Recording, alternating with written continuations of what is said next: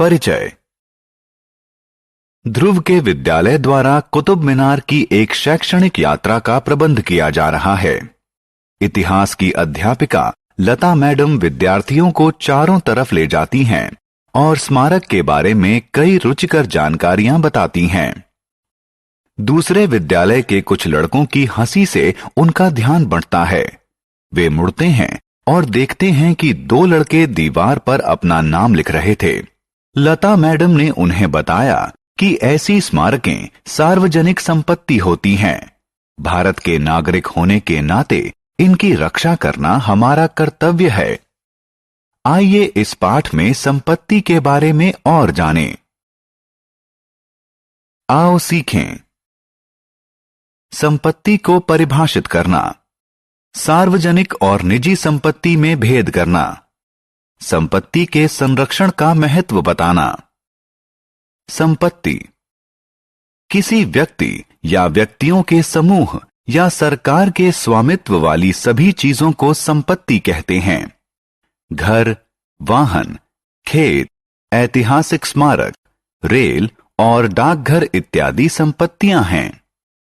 निजी संपत्ति किसी व्यक्ति या व्यक्तियों के समूह के स्वामित्व वाली संपत्ति को निजी संपत्ति कहते हैं। उदाहरण स्वरूप फर्नीचर, कार, घर, जमीन या आभूषण सभी निजी संपत्तियां हैं क्योंकि उनका स्वामित्व किसी एक व्यक्ति या व्यक्तियों के समूह के पास होता है। निजी संपत्ति के स्वामी अपनी संपत्ति को बदल सकते हैं, बेच या खरीद सकते हैं या जला भी सकते हैं। सार्वजनिक संपत्ति सरकार के स्वामित्व वाली संपत्ति को सार्वजनिक संपत्ति कहते हैं।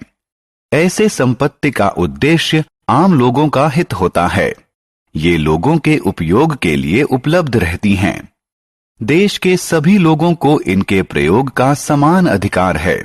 सार्वजनिक पार्क, रेल, डाकघर, सड़क, सरकारी विद्यालय, सरकारी कॉलेज और सरकारी अस्पताल सार्वजनिक संपत्ति हैं। क्योंकि सार्वजनिक संपत्ति की स्वामी सरकार होती है, इसलिए सरकार ही उन्हें बेच या बदल सकती है या नष्ट कर सकती है। निजी संपत्ति का महत्व संपत्ति का स्वामित्व किसी व्यक्ति के सामाजिक स्तर को सुधारता है। निजी संपत्ति को आपातकाल में धन के बदले बेचा जा सकता है। सार्वजनिक संपत्ति का महत्व पार्क, अस्पताल, सड़क, रेलवे स्टेशन इत्यादि सार्वजनिक संपत्ति का जनहित के उपयोग के लिए होती हैं। ये जनता को सुविधा और सुरक्षा प्रदान करती हैं। कुछ सार्वजनिक संपत्तियां जैसे ऐतिहासिक स्मारक हमारे गौरवशाली इतिहास को दर्शाती हैं। वे देश की शान होती हैं। संपत्ति का संरक्षण लोगों को संपत्ति की देखभाल करनी चाहिए। लोगों को ऐसी संपत्तियों में निवेश करना चाहिए जिससे अच्छा लाभ मिले। सार्वजनिक संपत्ति को नष्ट या विकृत नहीं करना चाहिए। उन्हें सुरक्षित और संरक्षित रखना हमारी जिम्मेदारी है। आओ खेलें। सही बक्सों में डालकर निम्नांकित संपत्तियों को निजी या सार्वजनिक में वर्गीकृत करिए।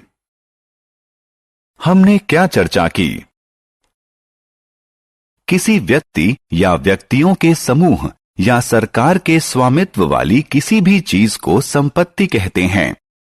निजी संपत्ति का स्वामित्व किसी व्यक्ति या व्यक्तियों के समूह के पास होता है। सार्वजनिक संपत्ति की स्वामी सरकार होती है। सार्वजनिक संपत्ति जनता के उपयोग और हित के लिए होती है।